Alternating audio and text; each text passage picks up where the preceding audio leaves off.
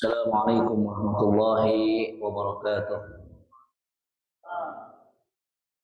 Innal hamdalillah nahmaduhu wa nasta'inuhu wa nastaghfiruh wa natubu ilaihi wa na'udzu billahi min shururi anfusina wa sayyiati a'malina. May yahdihillahu fala mudilla lahu wa may yudlil fala hadiya lahu. Asyhadu an la ilaha illallah wahdahu la syarika lah wa asyhadu anna Muhammadan abduhu wa rasuluhu la nabiyya wa la rasula ba'da, amma ba'du. Hadirin wa hadirat rahimani wa rahimakumullah. Lillahil hamd. Malam hari ini kita lanjutkan kembali kajian kita dan biiznillah tabaraka wa taala malam hari ini kita akan membahas tuntunan Nabi sallallahu alaihi wa ala alihi wasallam ketika hujan tidak juga turun. Bagaimana Nabi sallallahu alaihi wasallam mengajarkan umatnya ketika Allah Subhanahu wa taala belum menurunkan hujan atau memohon untuk diturunkannya hujan.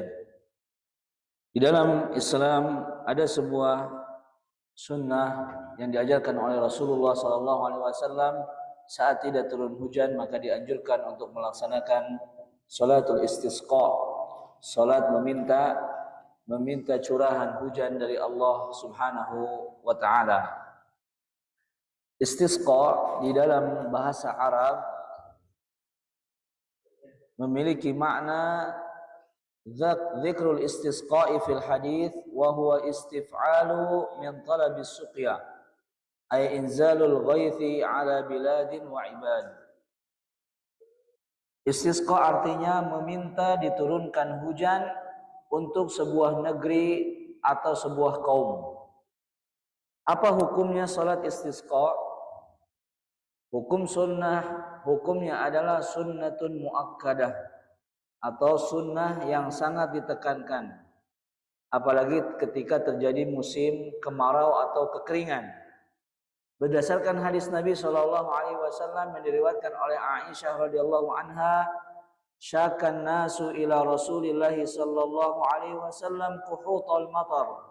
فأمر بمنبر فوضع له في المصلى وعد الناس يوما يخرجون فيه قالت عائشة فخرج رسول الله صلى الله عليه وسلم حين بدا حاجب الشمس. Manusia yaitu para sahabat di kota Madinah mengeluhkan tidak turunnya hujan. Dan sudah biasa kalau di Arab itu hujan setahun paling 3 kali. Tapi sekali hujan kadang banjir karena tidak ada resapan. Maka kekeringan di sana jauh lebih mengerikan dibanding kekeringan di kita. Ya, kalau sekarang mungkin karena sudah canggih gitu ya. Ada air, kalau di Saudi airnya itu air dari air suling yang diambil dari lautan, kemudian didistribusikan, ada grade 1, grade 2, grade 3, grade 4, grade 1 untuk minum, grade 2 untuk cuci, seperti itu. Tapi airnya sumbernya dari mana? Dari laut, ya, dari laut. Ada usaha sumur, ada sumur-sumur. Saya pernah berjumpa dengan seorang arsitek dalam perjalanan di kereta di Madinah menuju Jeddah. Dia bilang, saya tanya, karena dia tukang penataan kota gitu ya, ya arsitek kota, dia bilang kalau mau nyari sumur itu bisa 100 kilo ke bawah. Ya 100 kilo itu darah ke hanap. Meneangan gitu, nusuk ke hanap. Namun ayah 50 kilo, 50, 20 kilo keluarnya naon tah? Minyak. Jadi air itu susah. Walaupun ada air-air sumur yang masih hidup. Ya, air-air di zaman dulu yang mata air masih ada, tapi hanya sedikit. Kebanyakan manusia di sana menggunakan airnya dari air lautan. Maka hujan sangatlah susah. Dan istisqa itu rutin. Kalau di kita mungkin baru kalau kemarau baru istisqa. Kalau di sana hampir tiap bulan ada istisqa, meminta diturunkannya hujan. Kalau air sudah terpenuhi, tapi kan tanaman dan hewan-hewan yang apa? Yang kesulitan. Maka para manusia, ya orang-orang yang ada di zaman Nabi mengeluhkan kepada Nabi tentang hujan yang tidak pernah turun. Kemudian Rasulullah langsung memerintahkan untuk membawakan mimbar. Kemana? Ke musola. Musola di sini dimaknai dengan lapangan. Jadi Rasulullah suruh bawa apa nih? Mimbar ditaruh di mana? Di lapangan. Wa wa'adan nasu yauman wa wa'adan nasa yauman yakhrujuna fihi. Kemudian Rasulullah membuat pengumuman bahwa pada tanggal sekian hari sekian kita akan berkumpul melaksanakan salat istisqa. Ya, jadi di sini disimpulkan bahwa bolehnya membuat pengumuman jadwal untuk melaksanakan salat istisqa. Jadi diumumkan insyaallah minggu depan kita akan melaksanakan istisqa. So kalau radio sadayana imamnya ini, khatibnya ini. Demikian yang dilakukan Nabi, diperintahkan untuk meletakkan mimbar di tempat sholat, kemudian mengumumkan kepada manusia tentang pelaksanaan sholat istisqa. Faqalat Aisyah, maka Aisyah bercerita, Rasulullah keluar dari rumahnya hina hajib syamsi, ketika matahari mulai terbit, yaitu pagi hari. Faqa'ada 'alal mimbar, kemudian beliau duduk di atas mimbar. Ya, mimbar Nabi itu berapa tumpuk tuh? 3. 1, 2, 3. Yang ke satu untuk berdiri, Assalamualaikum warahmatullahi wabarakatuh, kemudian naik untuk kakinya, dan yang ketiganya untuk apa? Untuk duduk. Jadi 3 umpak gitu ya. Nah, khutbahnya apa, mimbar Nabi SAW ada 3 tumpukan begitu. Kemudian beliau duduk di atas mimbar, kemudian bertakbir kepada Allah dan memuji Allah Subhanahu wa taala. Ya seperti khutbah. Rasulullah mengatakan innakum syakautum jadba diyarikum wastisqaril matari an ibani zamanihi. Sungguh kalian telah mengeluhkan kepadaku tentang hujan yang tidak turun-turun. Maka Nabi SAW mengatakan sesungguhnya Allah memerintahkan kepada kalian untuk meminta kepadanya. Maksudnya minta apa? Meminta hujan kepada Allah Subhanahu wa taala.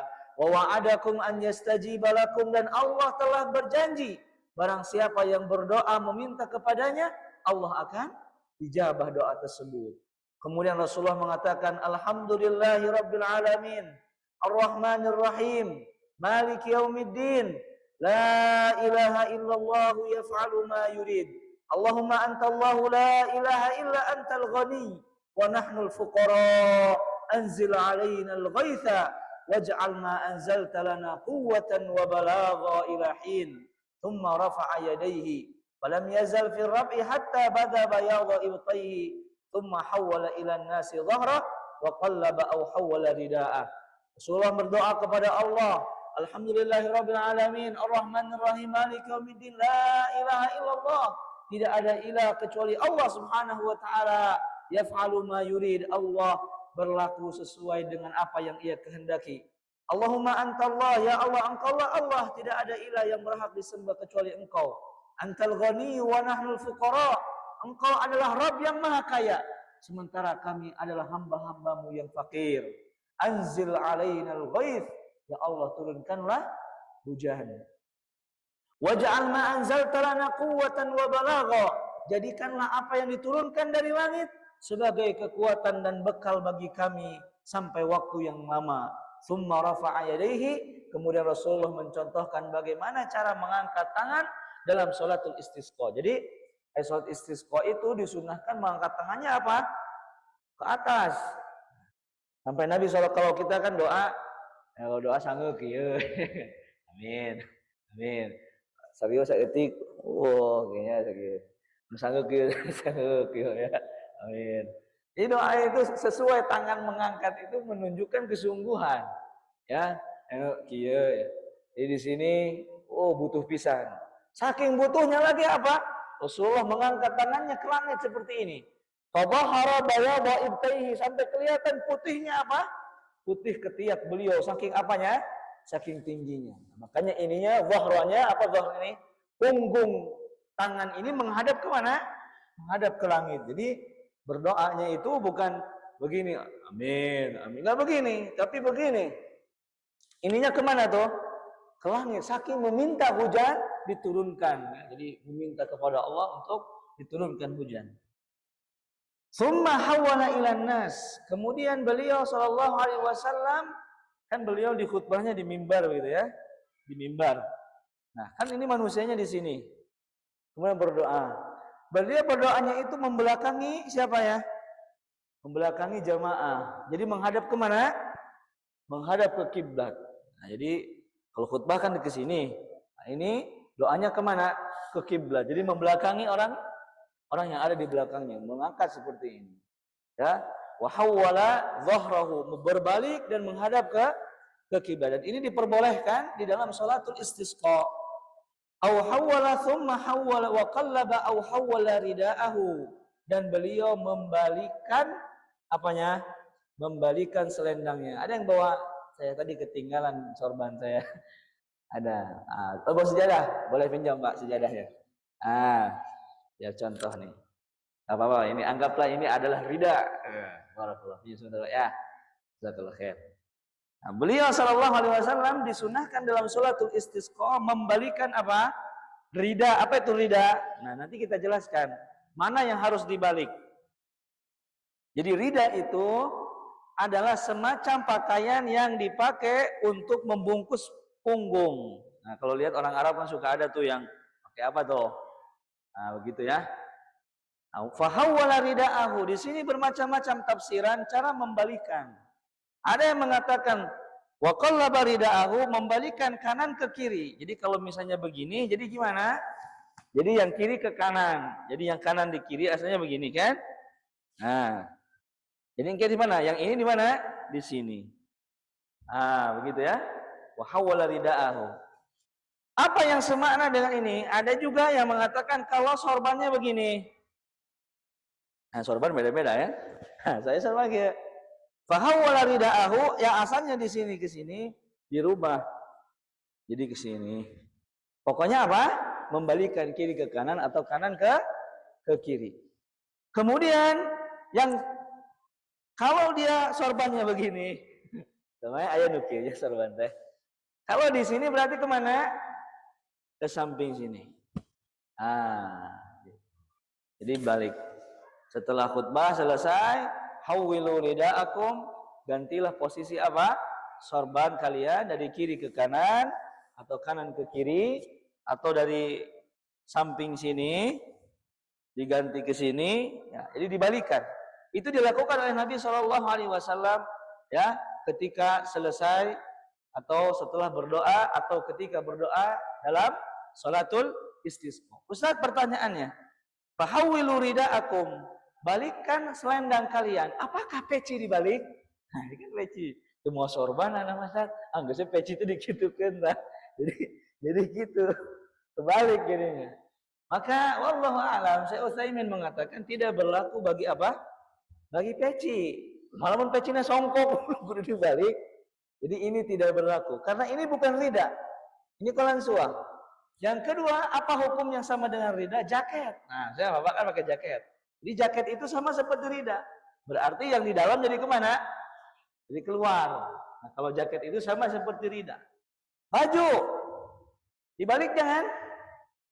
Baju kan nempel. Enggak, kalau baju mau buka baju dibalikin bajunya. Cing lagi hutang gitu ya sama. Yang gitu. Jadi kalau baju tidak. Tapi yang menempel seperti jaket, selendang, atau burnus. Burnus itu, atau bukan burnus, bis itu yang biasa imam-imam masjidnya itu. Masih kecarang-carang begitu ya. Nah, itu dibuka.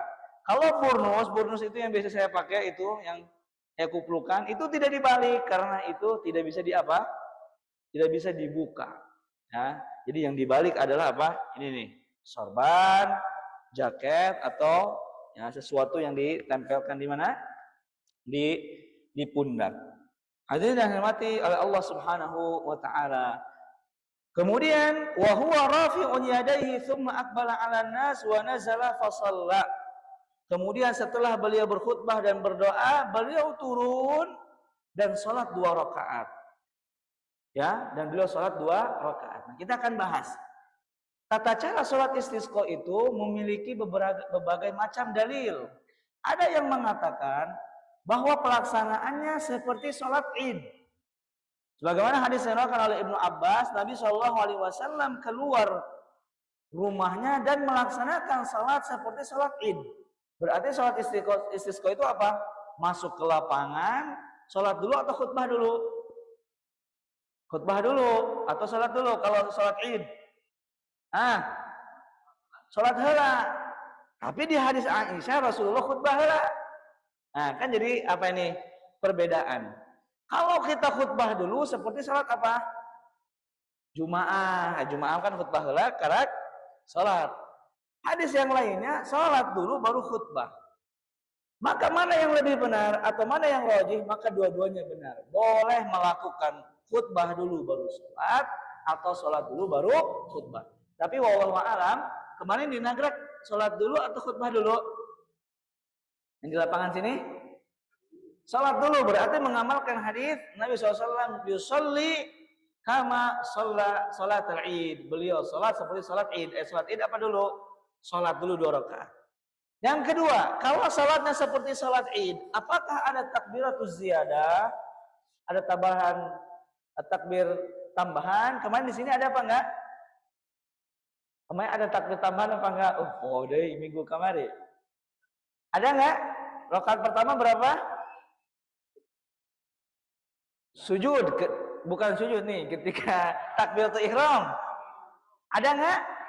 Enggak ada, berarti sholatnya sholat sunnah biasa.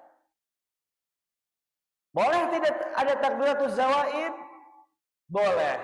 Jadi boleh sholat istisqa itu mirip dengan sholat id.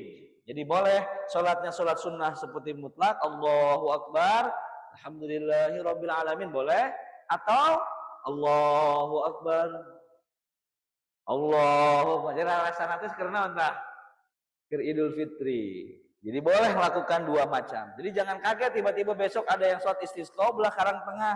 Nah, iya mesti sholat id. Nah, sama sebenarnya.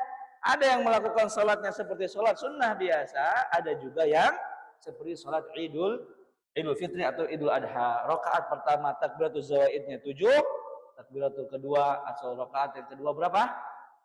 Ada 5. Maka kesimpulannya boleh melaksanakan sholat kemudian khutbah atau khutbah kemudian sholat. Tapi yang paling enak memang sholat dulu baru khutbah, karena agar bisa membalikan apa tuh? Ridha, berdoa dengan apa? Dengan panjang. Nah, kemudian setelah Nabi SAW sholat, fa'ansya'allahu sahabatan, tiba-tiba langit pun apa? Mendatangkan awan-awan. Nah, ini mukjizat Rasulullah SAW. Fara'ada, tiba-tiba apa? Dar! Petir pun menyambar. Itu ketika selesai sholat. Wa barakat, sampai petir sana sini guludug. Summa amtarat, kemudian bereg apa? Berhujan. Biiznillahi tabaraka wa ta'ala. Falam ya'ti masjidahu hatta salatis suyul. Kemudian